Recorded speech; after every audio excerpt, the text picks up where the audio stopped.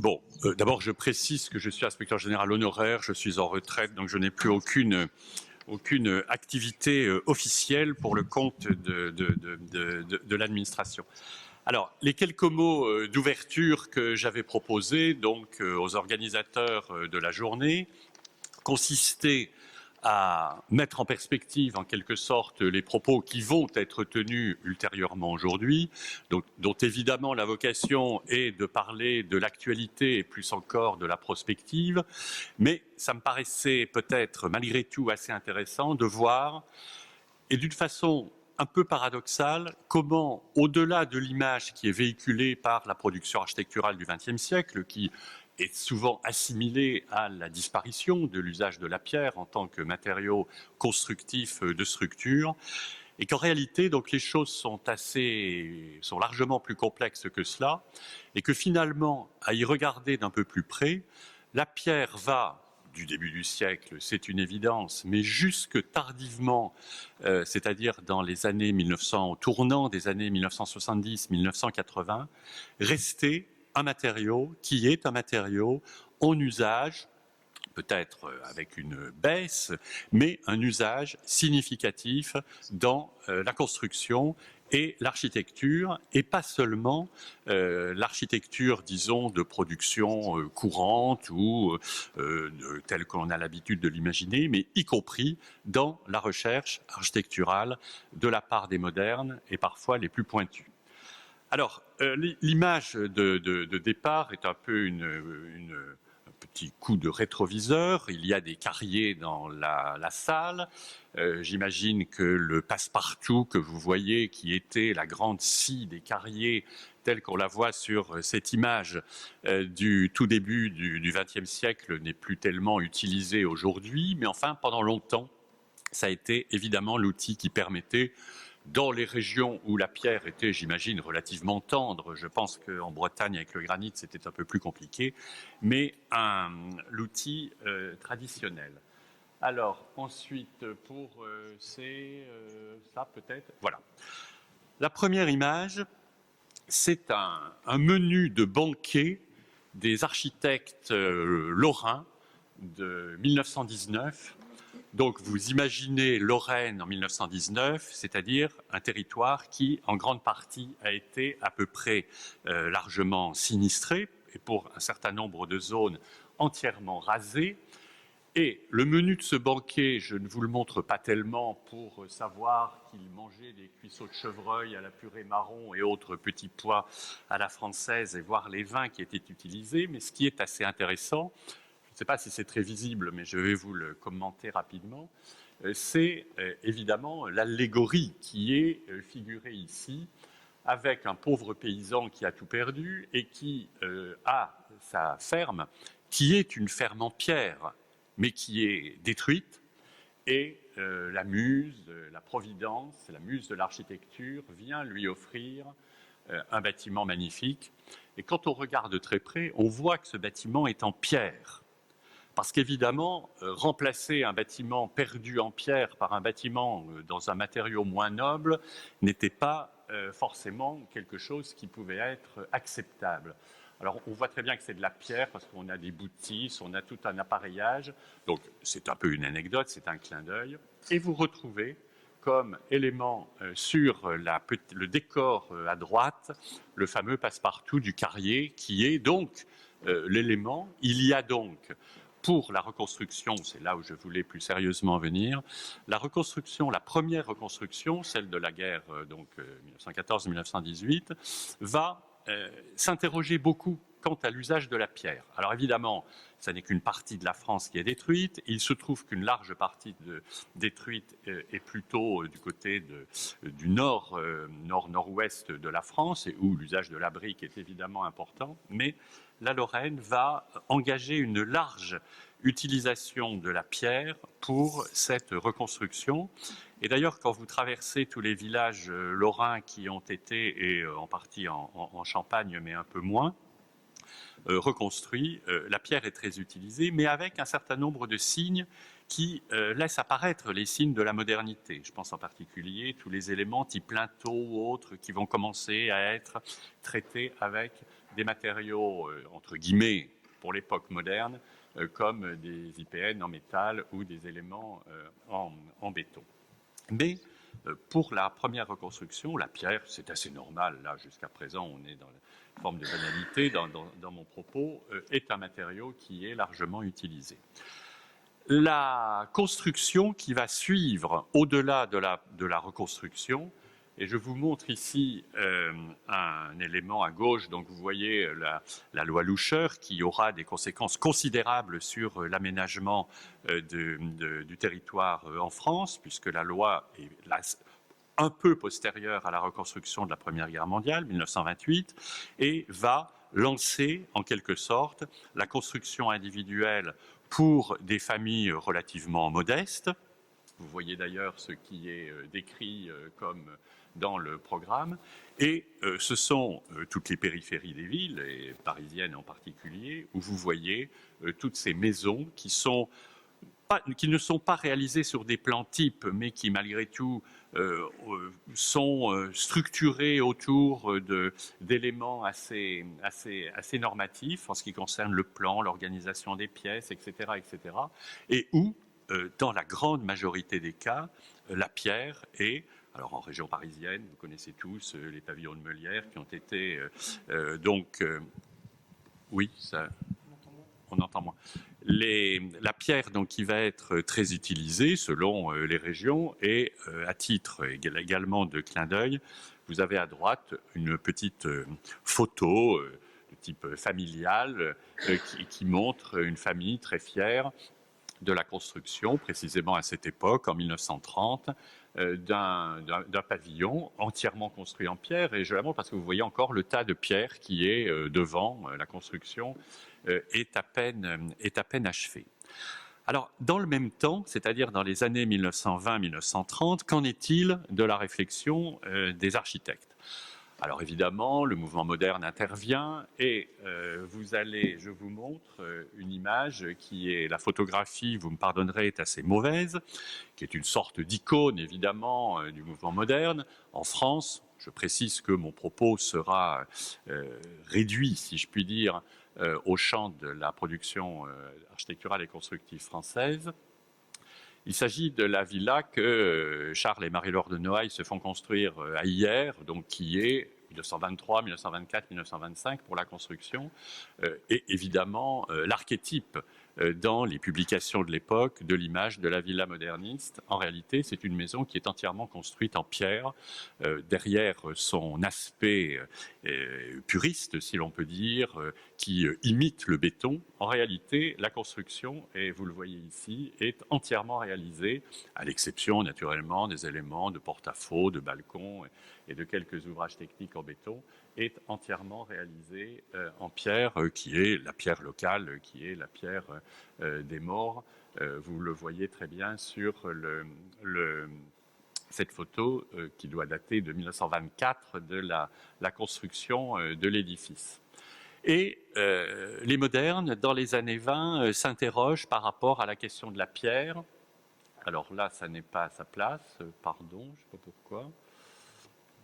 Voilà, je voulais montrer cette petite maison qui est la maison personnelle que Paul Abraham se construit pour lui, précisément en 1924, la même année que la photographie que vous voyez précédemment pour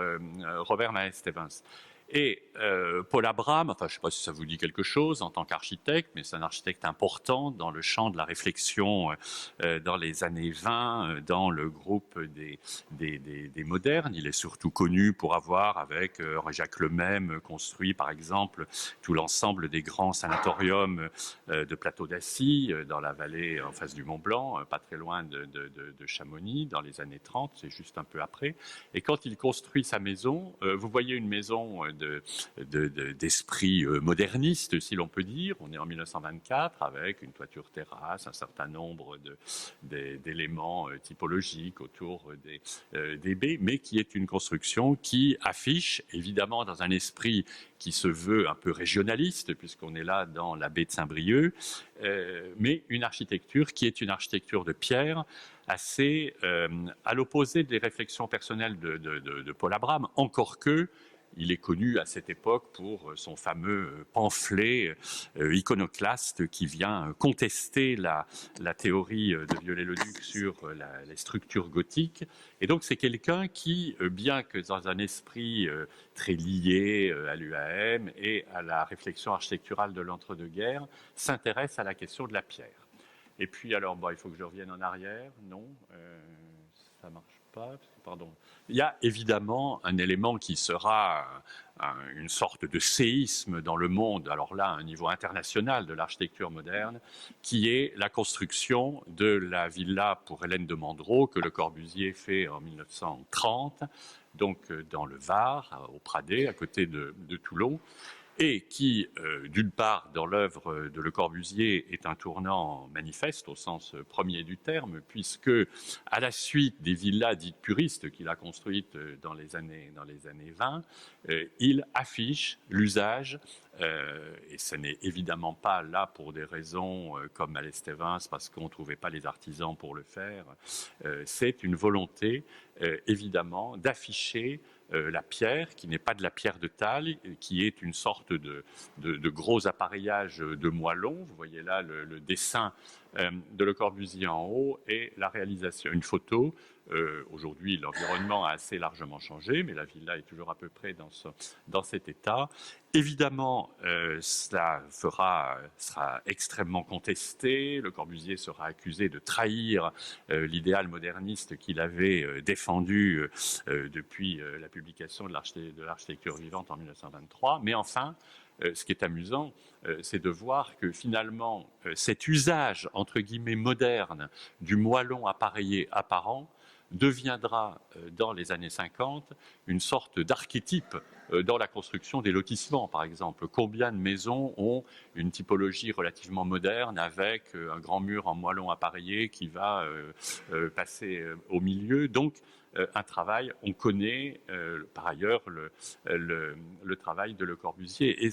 vis-à-vis de la pierre, puisque la pierre, même s'il l'utilise peu en tant qu'élément apparent, restera un de ces sujets de réflexion, y compris dans certaines de ses constructions. Je crois que l'architecte d'ailleurs en charge de la restauration Notre-Dame-du-Haut à Ronchamp est ici. Notre-Dame-du-Haut à Ronchamp est construit avec la pierre en partie évidemment réutilisée de la chapelle démolie, et je ne parle pas du fameux mur, évidemment, de son atelier de peinture dans l'appartement de la rue Nagesser-Écoli, qui est ce fameux mur en pierre apparente qui préexistait à la construction de l'immeuble de la rue Nagesser-Écoli, mais qu'il mettra en valeur comme un élément emblématique de sa production à cet endroit-là pour son propre compte. Alors, on revient au même. Alors, arrive la Deuxième Guerre mondiale et la reconstruction de la Deuxième Guerre mondiale. Et d'une façon, enfin, là encore, je me répète, mais peut-être encore plus paradoxale que pour la Première Guerre mondiale, la reconstruction de la Deuxième Guerre mondiale, c'est un peu un raccourci peut-être un peu excessif, mais c'est en quelque sorte une reconstruction de pierre, qui n'est pas forcément l'image que l'on en a. Et naturellement, la réalisation de l'équipe de Perret pour Le Havre donne par exemple cette image d'une architecture de reconstruction en béton. En réalité, quand on regarde d'une façon un peu détaillée la reconstruction, cette fois-ci, à la différence de la Première Guerre mondiale, qui est à l'échelle nationale, puisque les destructions sont partout, de Dunkerque jusqu'à l'est de la côte méditerranéenne, c'est en grande partie une reconstruction en pierre et avec une inventivité constructive extraordinaire, développée dès la guerre, pendant la guerre, dès 1942. Il y a des publications tout à fait remarquables dès le milieu de la guerre, dans les revues d'architecture qui existent encore. Vous savez que l'architecture d'aujourd'hui se saborde après 1940, mais les autres revues, l'architecture française notamment, qui vont réfléchir, et pour des raisons qui ne sont évidemment pas seulement. Il y a des aspects idéologiques dans l'usage de la pierre, et notamment des articles extraordinaires pendant la Deuxième Guerre, enfin par les publications en 1943, 1944, évidemment, autour de la valeur mythique de la pierre. On imagine par rapport au régime de Vichy, évidemment, l'aspect symbolique que le travail de la pierre peut avoir, mais y compris par les architectes et les constructeurs, tout simplement parce que c'est un matériau qui existe malgré tout et qui, à la différence d'un certain nombre de matériaux industriels qui nécessitent d'avoir des chaînes de production qui ont partie été détruites, la pierre, bien sûr, nécessite un certain nombre d'investissements pour peut-être exploiter ou réexploiter des carrières, mais malgré tout, c'est un matériau qui est là. Alors là, je vous montre deux images du même Paul Abraham, dont vous avez vu la petite maison en 1924 à Sable d'Or, à côté du Cap Fréhel, et qui va, alors là, carrément théoriser. Vous avez à gauche la publication qu'il produit en 1946 sur la question de l'architecture préfabriquée et qu'il va notamment mettre en œuvre au travers du grand programme qui lui est confié de reconstruction de la ville d'Orléans, enfin de la partie détruite de la ville d'Orléans, et dans lequel, bien sûr, il approche la préfabrication au travers d'éléments en béton, mais en privilégiant comme matériau majeur de la construction la pierre, et c'est le petit dessin que je montre à droite, qui est issu des publications de Paul Abraham et qui va montrer, et après il le prouve in situ, si je puis dire, comment la pierre reste le matériau essentiel de la construction, au-delà d'un aspect, j'ai envie de dire, esthétique ou typologique, puisque la pierre n'apparaît pas forcément, mais un certain nombre de constructeurs de la... Quand je dis de constructeurs, de théoriciens de la reconstruction de l'immédiate après-guerre, fin de la guerre, immédiate après-guerre, là on est vers 1946-1947, est tout à fait remarquable. Alors malheureusement, ça n'est pas le PowerPoint modifié que j'avais donné, je ne sais pas ce qui s'est passé, puisqu'il y a eu un petit... technicien a mal copié la clé que je lui avais donnée, parce que j'avais inséré, c'est dommage parce que c'était intéressant, mais je pourrais vous le montrer.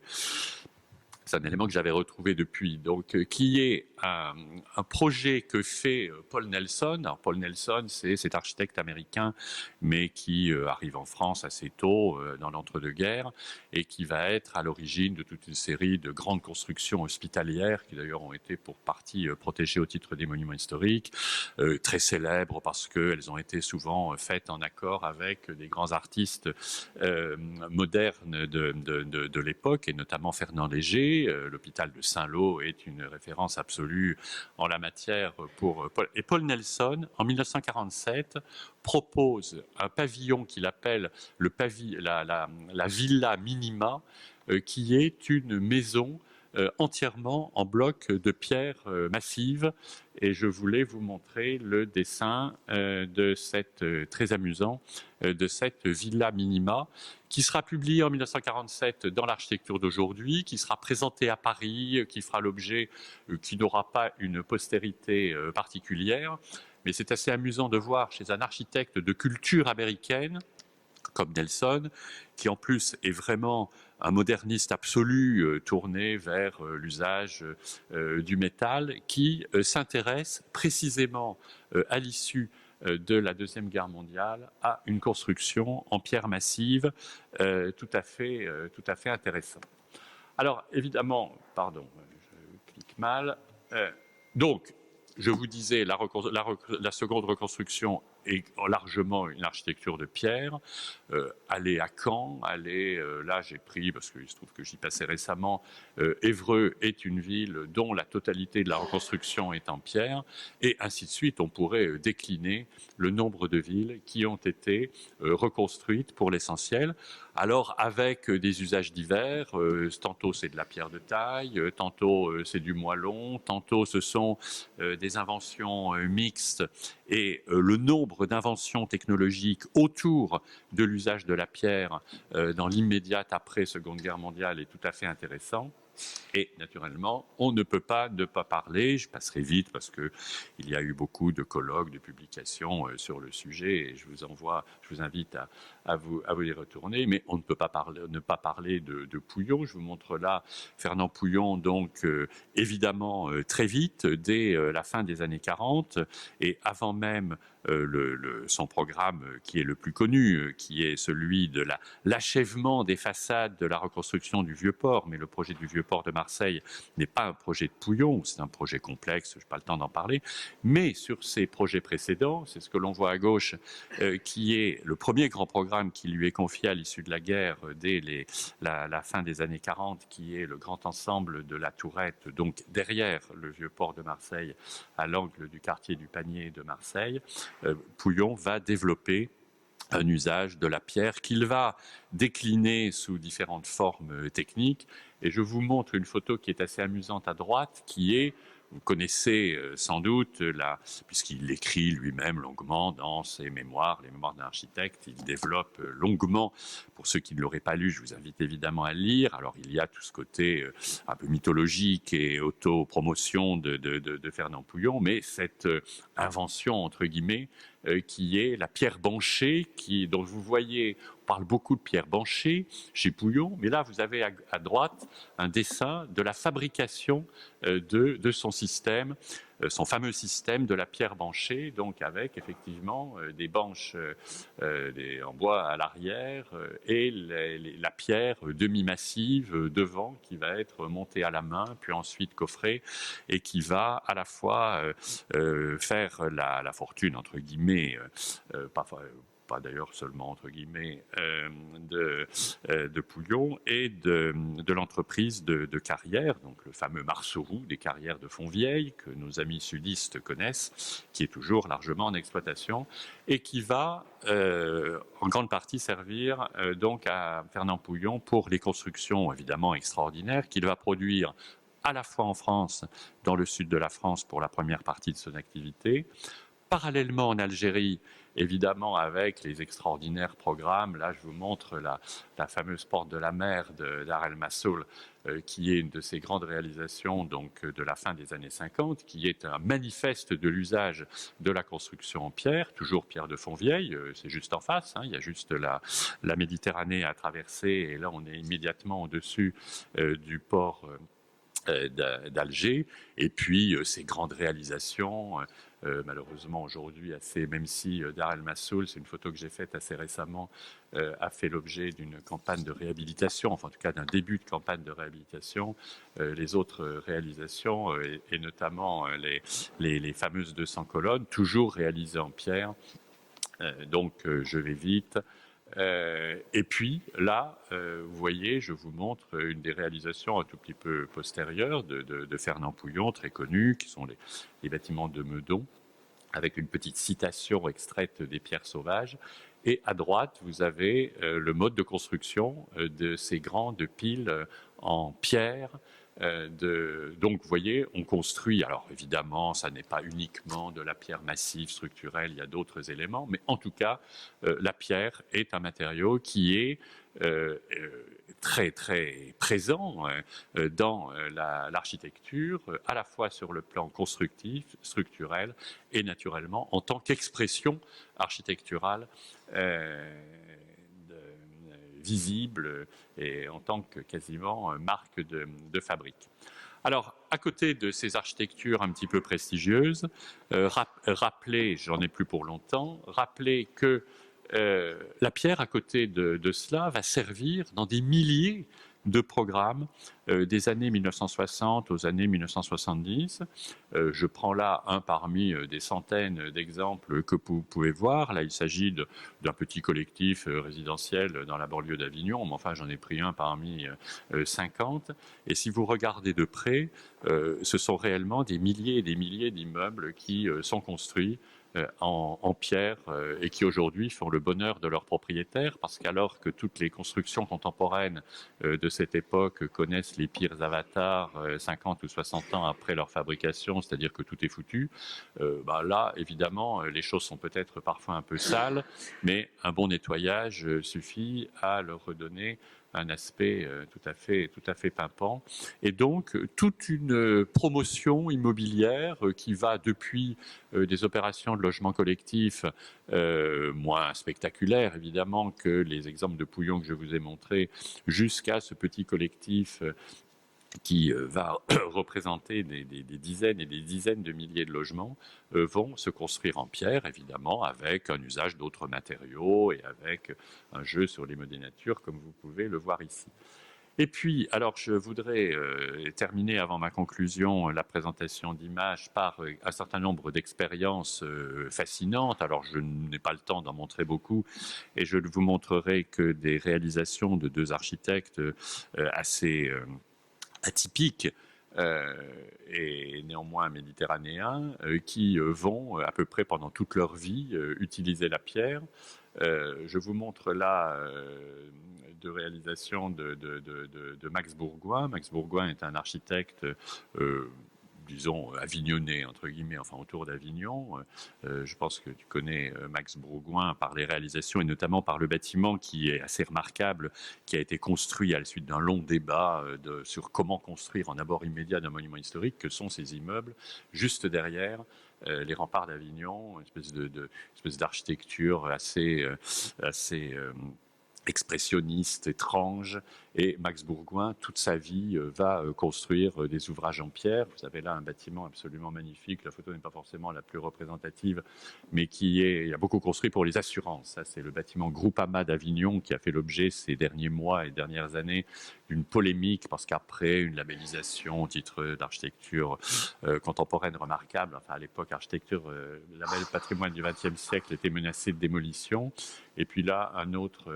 immeuble, mais un architecte comme Max Bourgoin va développer un usage absolument incroyable dans une centaine de constructions en tout. Il a une production absolument étonnante, notamment dans le secteur d'Apt, où il va au moment des installations du plateau d'Albion et évidemment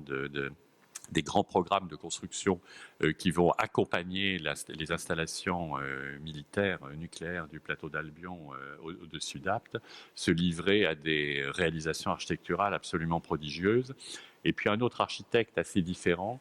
mais également méditerranéen, mais lui nîmois, qui est Armand Pellier, pour ne citer. Donc, mais il y en a d'autres, mais je vous donne ces deux exemples. Vous avez là l'hôtel-restaurant des Cabanettes, qui est entre Arles et Saint-Gilles-du-Gard, et qui est dans une sorte d'hommage au motel américain et à Frank Lloyd Wright. Une réalisation qui est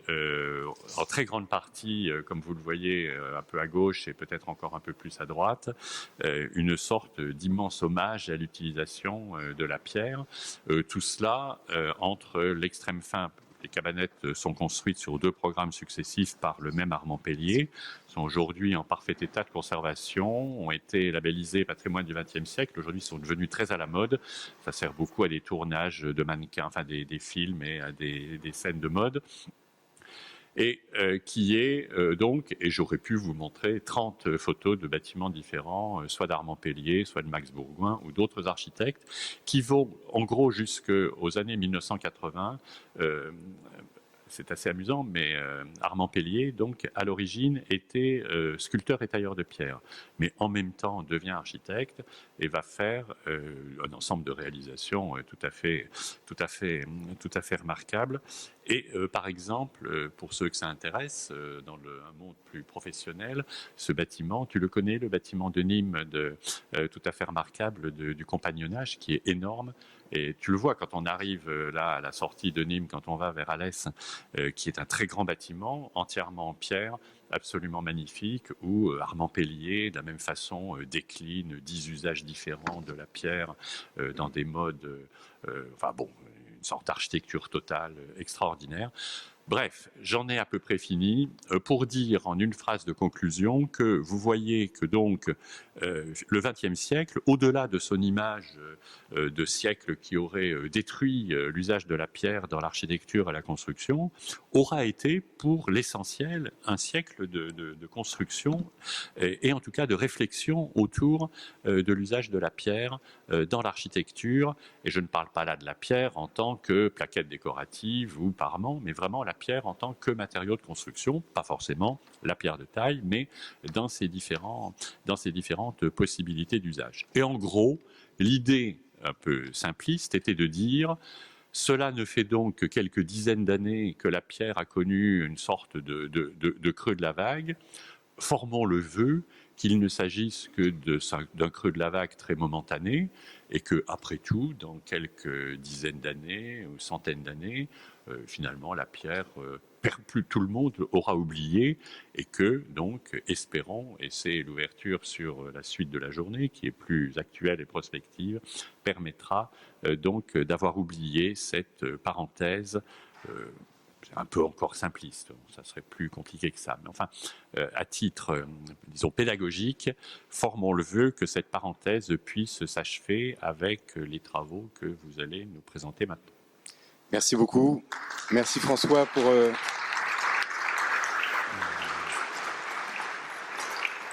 Merci pour cette introduction. Lors de la première édition, c'est Gilles Perrodin qui avait introduit effectivement dans le temps présent des dernières 3 décennies de ce travail considérable qu'il a engagé pour servir d'exemple par l'expérience. Et c'était important pour nous de resituer ce contexte de l'histoire. Je ne sais pas s'il y a des questions pour toi avant de passer la parole.